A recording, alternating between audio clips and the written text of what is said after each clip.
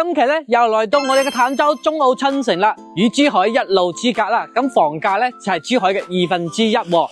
咁5萬蚊首期咧，而家就可以上車做到呢度嘅業主啦。83萬啦，可以買到3房啦。喺珠海就差唔多要250萬啦。而且深受多香港同埋澳門嘅街坊置業喺呢度嘅，因為咧佢樓下有巴士啦，直接可以翻到澳門同埋香港嘅。跟住睇下小吉園林啲啊，可以見啦，而家前身加推嘅41棟啦，個樓間距都係非常之遠嘅，包括外立面咧都用咗米黃色，真係非常之內巷啊，可以深受好多香港同埋澳門街坊朋友喜歡置業喺呢度嘅。點解咧？因為佢出勤方便啦，樓下就有巴士站直翻到我哋澳門，仲有翻到香港噶，都係1個鐘嘅時間車程噶，同住喺香港就冇乜區別啦。咁跟住鏡頭去睇下我哋嘅示範單位點啊！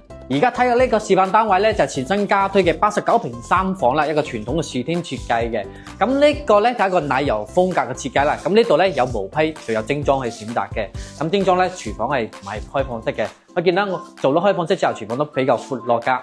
咁同等對標翻珠海嘅樓盤話，呢啲個戶型嘅話，珠海起碼都要250萬嘅。咁呢度咧130萬就可以攞低呢套單位啦。咁120萬咧去攞翻一個81平嘅2+1房，仲送埋超大露台，可以望到我哋嘅河景，呢啲景觀你中唔中意咧？跟住過嚟睇下我哋休息區點啊，可以見到我哋客房啦，戶型都比較方正嘅，採光面都比較大啊，比較明亮噶。衞生間呢啲空間都比較闊落嘅，咁戶型咧使用率達到95%以上嘅。